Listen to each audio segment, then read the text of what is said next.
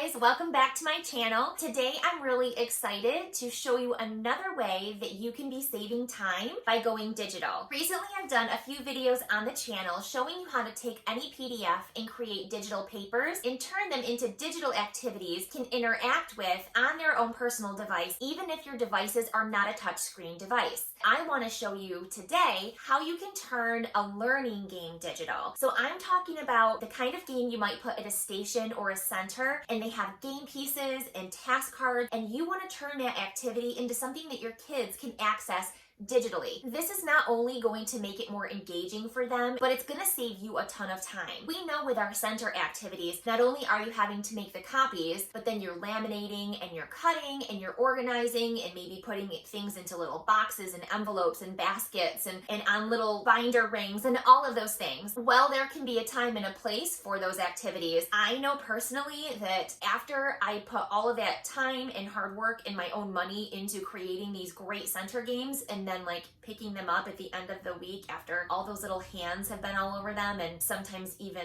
little mouths, you know what I'm saying here. It kind of cracked my heart a bit to see the shape of my center activity after only just a week of being used by my kiddos. And they're little, of course, the wear and tear is real. But when you turn it digital, you're putting in the same time and effort that it would take you to create the activity if you were going to be using it as a paper-based activity, but only now you've done it and it's going to stay perfect and clean, and it's not going to be ruined. Plus, this way, your students can have access to the activity regardless of their learning situation.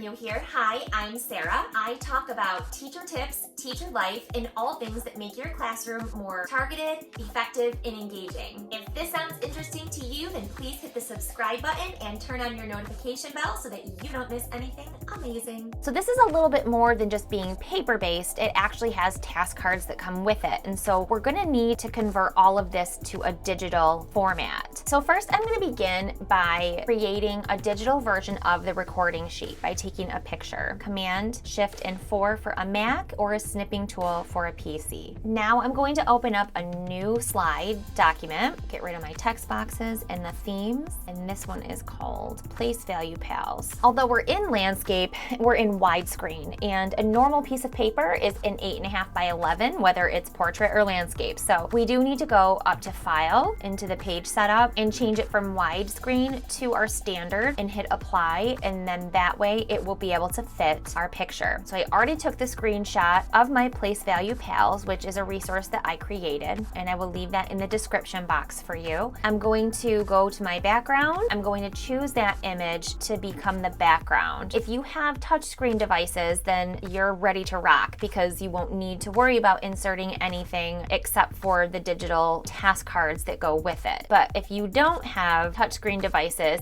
then you'll want to go through and you're going to want to add some text boxes. You'll be glad you did because it will take kids so much longer to complete an activity, and we just need to know what's in their brains, not about how great they are at making text boxes. And then you can of course go through and copy and paste. Just insert a new text box right here, and then I'm going to actually align it to be in the middle for them. And now you can just put a number sign to fill that space, and you can make it red if you want to. That way the kids can come in and then they can change that number to the actual number that they want. And this one is the one that you would then be able to copy and paste into the other place value charts. Now here they need to use a greater than or less than sign. So you can create your own just by creating a text box, and I would put my text in the middle and type just a capital letter V. I guess that box is a little bit wide.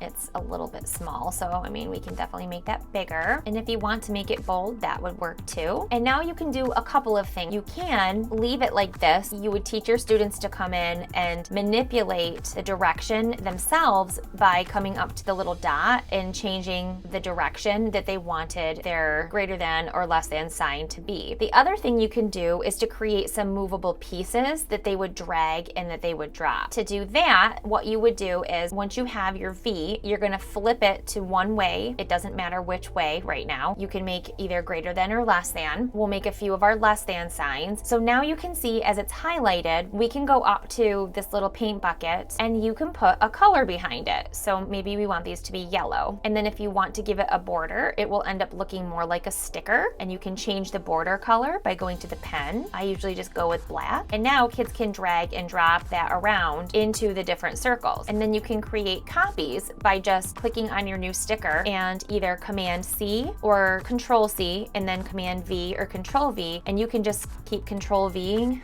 and it'll make a whole bunch of them. Obviously this is way more than they need, so we could definitely get rid of some of those. If you wanted your stickers to be in a little pile so that they're not taking up so much space, you could just go ahead and drag and select them, go to Arrange, Align, and first choose Center. Now they're all in a line vertically in the center, and then you go back to Arrange, Align, and then you come down here and choose Middle. And now they're in an actual stack. And then you can move your stack off to the side or wherever you want it. To do that, you need to drag and select it again before you move it in order to move all of them. Otherwise, if I just click and move it, it's only going to move one, which is what we want for our kids to be able to do. And then you could just go through and you could create a bunch that looks like the greater than, and just Command Copy, Command V, make a few of those. You could group them and then create a little pile. And that's just a trick just to create some movable pieces for your kids to be able to put in their greater or less than signs. I would go through and I would continue to fill in the rest of the charts for them. We already have our stacks of our little movable pieces for the greater than, less than in the middle. Now we need to get our task cards on here. So we're gonna go back to our file, and the way that the kids play this game is that they pull a card and then they write the number in the place value chart. And so they would need to draw 2 cards to complete each problem. So what we need to do is take a picture of each of these task cards individually. So I'm going to use either my snipper tool if I'm PC or the Command Shift 4 for a Mac, and I'm going to take just small pictures of each of these task cards.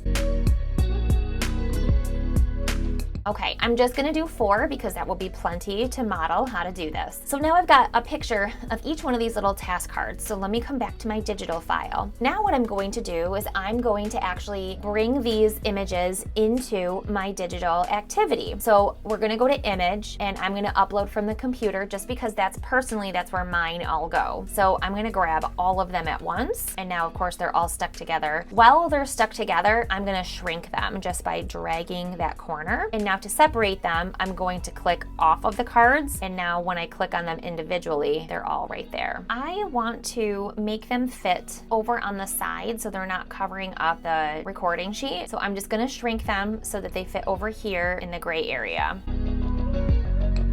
And now we've got all of our task cards here. I would also add the rest of the cards for the activity. You're gonna do the same thing you did with the greater and less than signs by grouping these cards and creating a card deck out of them. So arranging them, aligning in the center, and aligning again in the middle. And now there is a whole card deck here. And then they're just going to select and they're gonna pick cards off the deck so they can use these 2 cards. And then when they're done and they complete number 1, they can move the cards over to the other side and create a pile of cards that they've already used. So there is an example of how to take a paper-based game and turn it into something that kids can access digitally. So now you can see how putting the time in up front to create a digital version of your favorite center or station activities can really be time saving in the end. You front load the work and then you never have to worry about the organization, the storage, or the wear and tear. And your students can engage in the activity regardless of whether or not they have a touchscreen device. I hope you have lots of takeaways from this video and that there are things that you can use in your classroom right away. If you found this video helpful, please hit the like button. I really appreciate you taking those few extra seconds to do that because it really does help. It tells YouTube to match this video with people like you, and that allows me to reach and help more teachers. Thank you so much for joining me and for watching this video all the way to the end. Have a great week.